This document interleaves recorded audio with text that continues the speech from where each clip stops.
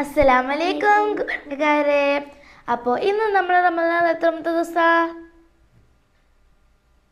Yes, 4ാമത്തെ ദിവസം. അപ്പോൾ നാട്ടിലൊക്കെ മൂന്നാമത്തെ ദിവസമായിരിക്കും.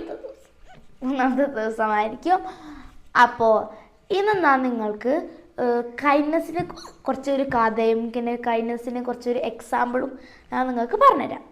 അപ്പോൾ ഫസ്റ്റ് നമുക്ക് കൈൻഡ്നെസ്സിനെ പറ്റിയൊരു എക്സാമ്പിൾ ആയാലോ. അപ്പോൾ ഒരു ഒരു സ്ത്രീ ഉണ്ടായിരുന്നു കേട്ടോ, ഒരു വുമൻ ഉണ്ടായിരുന്നു. ആ വുമൻ ഇങ്ങനെ ഒരു ക്യാറ്റ്സ് ഇങ്ങനെ നമ്മൾ സ്ട്രീറ്റിൽ കൂടെ ഒക്കെ നടക്കണം, ഇങ്ങനെ ക്യാറ്റ്സ് നമുക്ക് ഉണ്ടാവില്ല, ക്യാറ്റ്സ് ഒക്കെ ഉണ്ടാവും. അപ്പോൾ ആ ക്യാറ്റ്സിനെ എടുത്തു ഒരു വീട്ടിൽ കൊണ്ടുപോയിട്ടോ. പക്ഷേ ഒരു ഇതൊന്നും കൊടുത്തില്ല, വെള്ളം കൊടുത്തില്ല, ഫുഡ് കൊടുത്തില്ല. പിന്നെ ഇപ്പോൾ ആ പൂച്ചയായിട്ട് എന്തെങ്കിലും ഫുഡ് തിന്നാനോ സമ്മതിച്ചില്ല. അങ്ങനെ റിസൾട്ടായിട്ട് ക്യാറ്റ് മരിച്ചുപോയി. അപ്പോൾ അള്ളാഹു ആ സ്ത്രീനെ ശിക്ഷിച്ചിട്ട് ആ സ്ത്രീ നരകത്തിപ്പോയി. പിന്നെ വേറൊരു ബാഡ് വുമൻ ഉണ്ടായിരുന്നു. ആ ബാഡ് വുമൻക്ക് ആ ബാഡ് വുമൻ ഒരു ഡോഗിനെ കണ്ടു. ആ ഡോഗിനെ എടുത്തു. പിന്നെ ആ ഡോഗിന് നല്ല ഫുഡൊക്കെ കൊടുത്തു, നല്ല കഴിപ്പിച്ച് ആ ഡോഗൊക്കെ ചപ്പിയായി, നല്ല റിസൾട്ടായിട്ട് ഡോഗായി. അപ്പോൾ അള്ളാഹു അവർക്ക് സ്വർഗം കൊടുത്തു. അപ്പോൾ ഇതൊന്നും എന്താ നമ്മൾ പഠിക്കുന്നത്? യെസ്, നമ്മൾ എല്ലാവർക്കും കൈൻഡ്നെസ് കാണിക്കണം.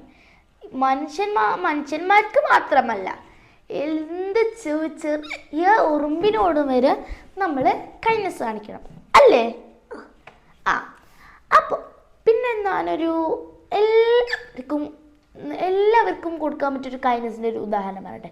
നമുക്ക് റിച്ച് ആണെങ്കിലോ പൂർ ആണെങ്കിലോ അത് അല്ലെങ്കിൽ വലിയവരാണെങ്കിലോ ചെറിയവളാണെങ്കിലോ നമുക്ക് അറിയുന്നവരാണെങ്കിലോ അറിയാത്തവരാണെങ്കിലോ എല്ലാവർക്കും കൊടുക്കുന്ന ഒരു നല്ലൊരു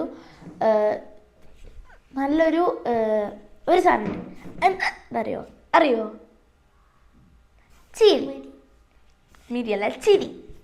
അപ്പോൾ നമുക്ക് ഇങ്ങനെ എല്ലാ ആൾക്കാരും സ്ട്രെസ്സിലൂടെ നടക്കുമ്പോൾ നമ്മൾ ഒരു ചിരി കൊടുത്താൽ ആ ചിരി കണ്ടിട്ട് അവരിങ്ങനെ നമുക്കിങ്ങനെ അവർക്ക് സന്തോഷമാവും, ഇങ്ങനെ റിലാക്സ്ഡ് ആവും കുറച്ച്, അല്ലേ? അപ്പോൾ നമ്മൾ എല്ലാവർക്കും ഒരു ചെറിയ പുഞ്ചിരി കൊടുത്താൽ തന്നെ നമ്മൾ കൈൻഡ്നെസ് കൊടുത്തതുപോലെ അവർക്ക് സന്തോഷമാവും. അപ്പോൾ നിങ്ങളെല്ലാവരും ഒരു ചിരി കൊടുത്താൽ എല്ലാവർക്കും സന്തോഷമാവും. അപ്പോൾ ഇത്രയല്ലോ. അസ്സലാമലൈക്കും.